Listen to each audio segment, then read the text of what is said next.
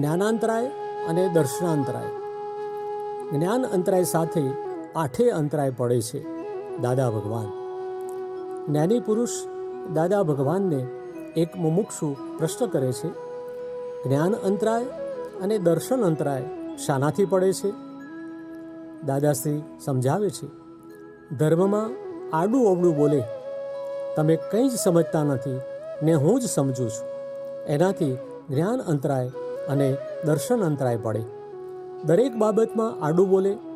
આ સાધુઓ મહારાજો બધા વ્યાખ્યાનમાં જે સમજણ આપે છે ત્યાં આગળ વ્યાખ્યાનમાં પોતે તો કશું સમજતો ના હોય અને આડું બહુ બોલે, એ જ દર્શન અંતરાય અને જ્ઞાન અંતરાય પાડવાનો રસ્તો. એવું ના બોલાય.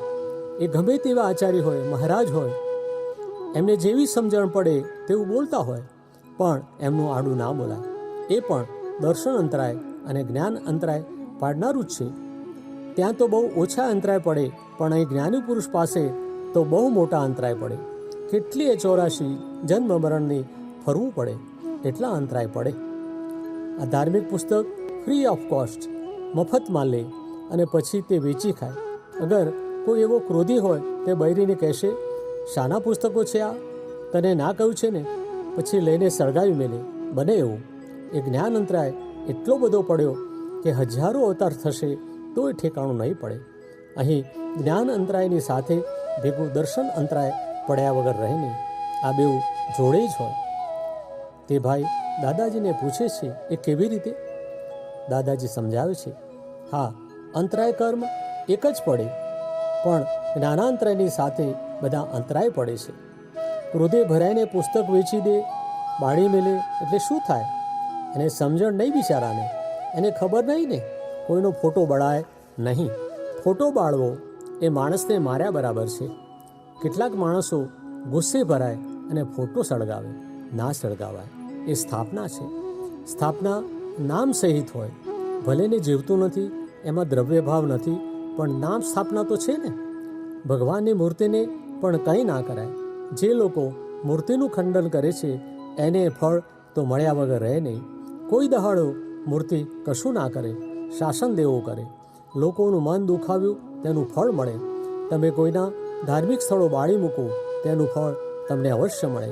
કોઈને દુઃખ આપીને તમે ક્યારેય સુખી નહીં થાઓ. માટે બને એટલું સુખ આપો. એવું ના બને તો કોઈને દુઃખ તો અપાય જ નહીં.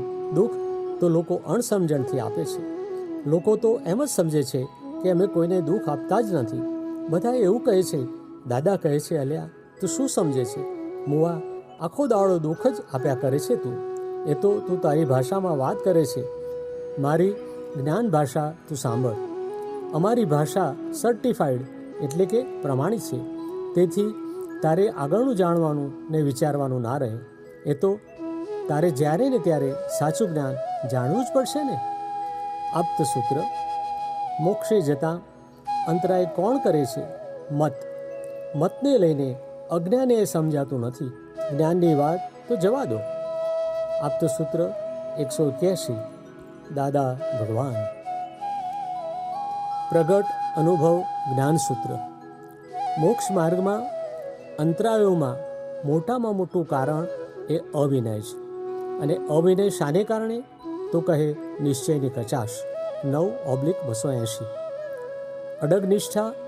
નિશ્ચય એ શબ્દ નથી, પણ શક્તિના સ્ત્રોતનું મૂળ કેન્દ્ર છે.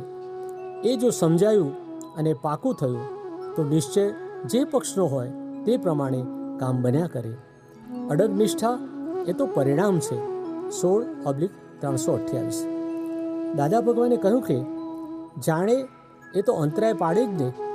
ના જાણતો હોય તે અંતરાય ના પાડે. જાણનારો જ જાણવાના અંતરાય પાડે. કારણ કે જાણવામાં એ કેવો છે? તો કે હું પણ એ છે. આ બહુ મોટી વાત કરી.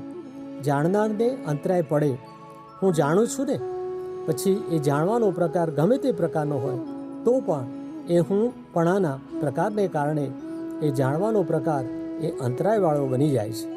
કારણ કે હું પણાવાળો એ પ્રકાર આ કાળમાં એ आग्रहना अंश वगर ना हो सके। 25/60।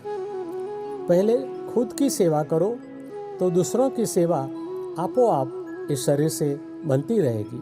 शरीर का स्वभाव ही सेवा में आने का है। अगर उसको सहज सेवा में आने दे तो, अगर आप उसको कर्ता भाव से सेवा में लाने को लग जाओ तो उसमें दिक्कत आएगी, अंतराय आएंगे।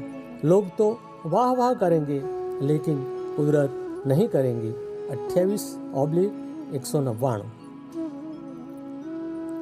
પૂર્વ જન્મનું જ્ઞાન હોવું એ વિઘ્ન છે. It is not a helping cause for our development, for liberation. 29/113.